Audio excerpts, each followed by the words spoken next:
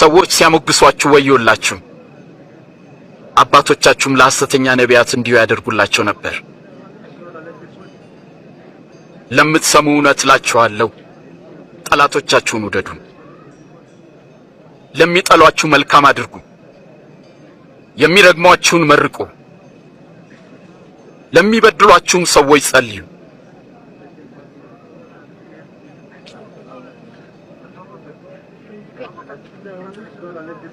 ማንም አንደኛውን ጉንጭን ቢመታ ሌላውንም ደግሞ አዙረህ ስጠው። እርሱ ለሚያመሰግኑትና ለክፎች ቸር ነውና። ሩሩዎች ሁኑ፣ አባታችሁም ሩሩ ነውና።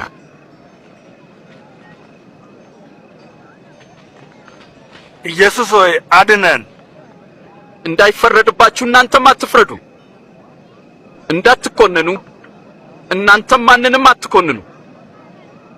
ይቅር በሉ እናንተም ይቅር ትባላላችሁ። ጌታ ሆይ መንገድህን አሳየን። ማንም በእኔና በቃሌ የሚያፍር ቢኖር የሰው ልጅ በታላቅ ክብሩ ከሰማይ በተገለጠ ጊዜ በአባቱና በመላእክት ፊት ያፍርበታል።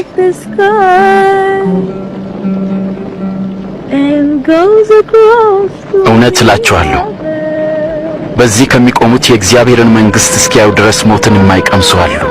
ሰው ዓለምን ሁሉ ቢያተርፍ ነፍሱን ግን ቢያጎድል ምን ይጠቅመዋል? ሕዝቡ እኔን ማን ይለኛል?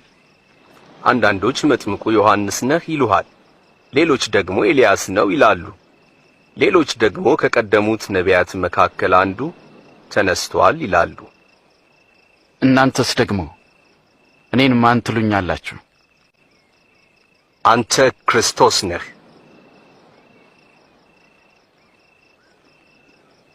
ይህንን ለማንም ሰው እንዳትናገሩ። የሰው ልጅ ብዙ መከራ ሊቀበልና ሊጣል እንዲሁም ሊገደል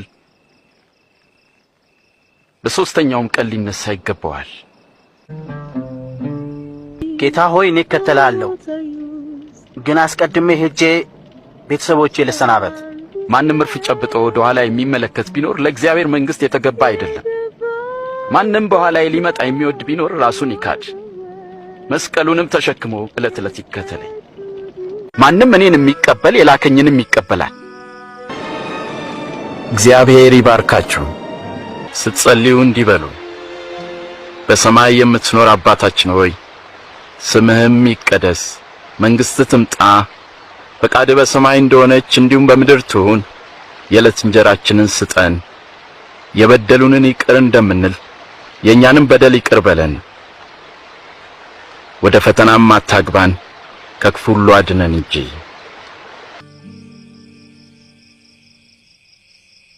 እንግዲህ ከነዚህ ከሶስቱ በወንበዴዎች ለወደቀው ባልንጀራ የሆነው ማን ነው? ሕግ የሰራለት ሰው ነው። እናንተም እንዲሁ አድርጉ። ሕፃናትን ወደ እኔ ይመጡ ዘንድ አትከልክሏቸው፣ የእግዚአብሔር መንግሥት እንደነዚህ ላሉት ናትና።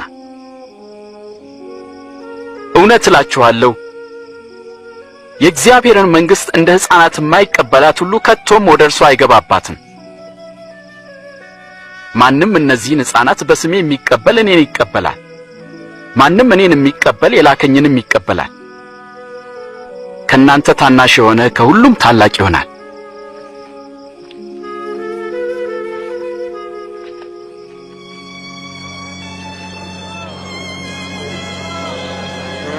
አሳልፋ የምትሰጠኝ እጅ አሁን በማዕድ ከኔ ጋር ናት።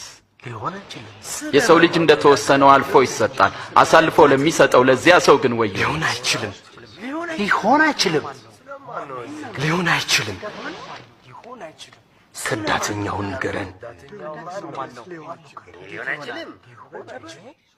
ከዳተኛው ማን ነው?